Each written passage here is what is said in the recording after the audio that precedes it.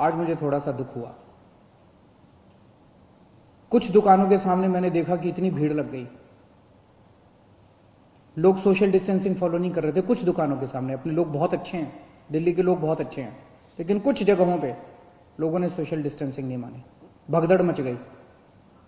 इससे किसका नुकसान हो रहा है? आपका ही नुकसान हो रहा है, आप ही बीमार पड़ोगे।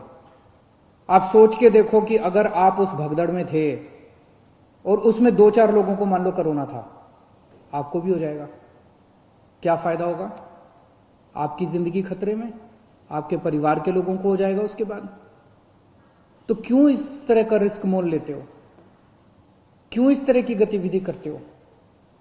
जहां जहां आज लोगों ने इस तरह की हरकत की, सही नहीं किया।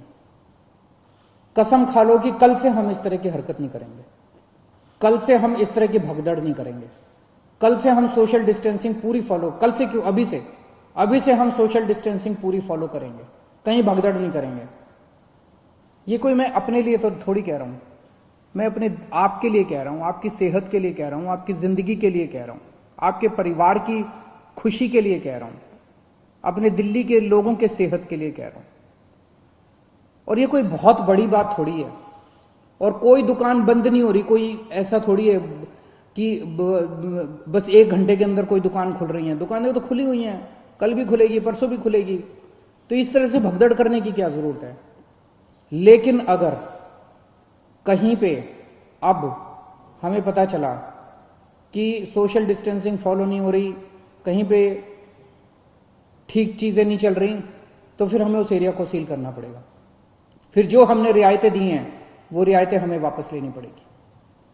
मेरे पास कोई चारा नहीं बचेगा। मुझे बाकी दिल्ली के, सभी दिल्ली के लोगों की, आपकी सेहत के लिए, दिल्ली के लोगों की सेहत के लिए कड़े कदम उठाने पड़े, हम कड़े कदम उठाएंगे।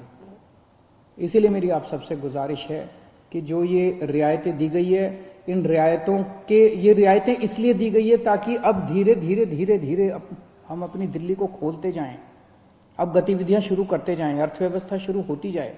अगर हम जिम्मेदार नागरिक बन के काम नहीं करेंगे तो फिर से और कड़ाई करनी पड़ेगी।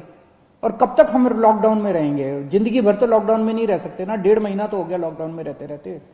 अब तो अपने को खोलना चाहिए, तो अब तो जिम्मेदारी के साथ काम करना चाहिए।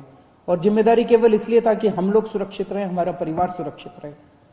तो मेरी आपसे हाथ जोड़ के विनती है, हम नहीं चाहते कि और कड़े कदम उठाए जाएं, लेकिन अगर किसी एरिया के अंदर किसी दुकान पे अगर होता है, और दूसरी चीज, दुकान वालों को जिम्मेदारी लेनी पड़ेगी। अगर आपकी दुकान है और आपकी दुकान के सामने ये नहीं हो रहा, आपकी दुकान बंद कर देंगे, आपकी दुकान सील कर देंगे। और अगर किसी क्षेत्र के अंदर कोई फॉलो नहीं हो रहा तो उस एरिया को सील कर देंगे। फिर हमें करना पड़ेगा, आपके लिए करना पड़ेगा। मुझे अपने दिल्ली के लोगों पे गर्व है, मुझे अपने दिल्ली के लोगों पे भरोसा है, विश्वास है कि हम बड़े बड़े काम करके दिखा सकते हैं। हमने बड़े बड़े काम करके दिखाए हैं। जब पूरी दुनिया डेंगू से जूझ रही थी, हमने डेंगू को हरा के दिखाया था।